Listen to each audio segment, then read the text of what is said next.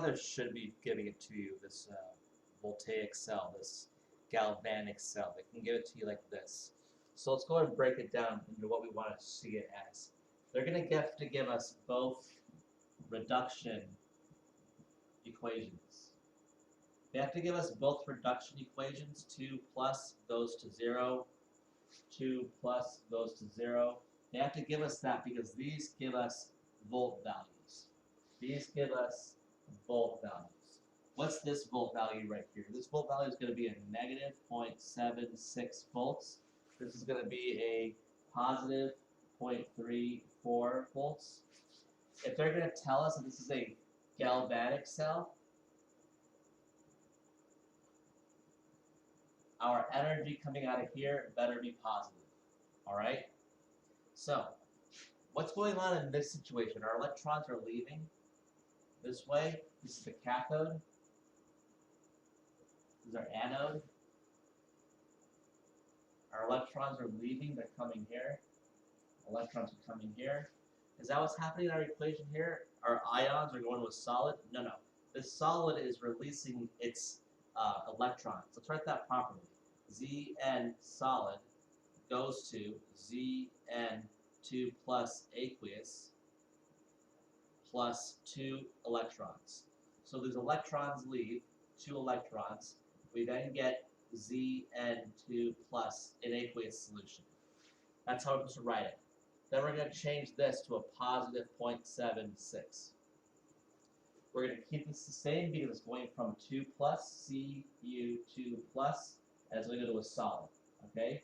We got Cu2 plus ions in here. The electrons are going to make this negative.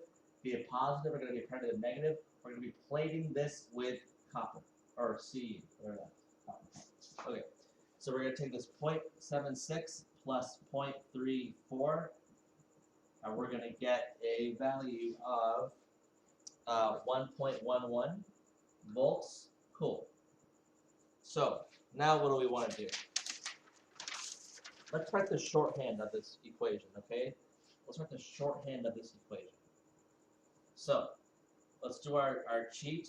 We know that we're going to write our salt bridge. We're going to write anode. We're going to write cathode. Okay, now let's do our expanded salt bridge, shorthand. Anode goes way over here. We start with our anode. We end with our cathode. Solid. Solid. And then we know that reduction always happens here. We know that oxidation always happens here. So this is our oxidation reaction, 0 to plus 2. Let's put that zinc right here, Zn not solid. Let's put our phase change, Zn2 plus aqueous. Our salt bridge, our anion or cation, Cu2 plus aqueous.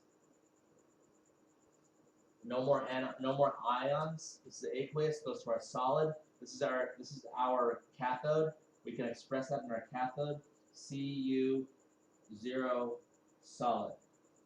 That's how you write the shorthand for this one.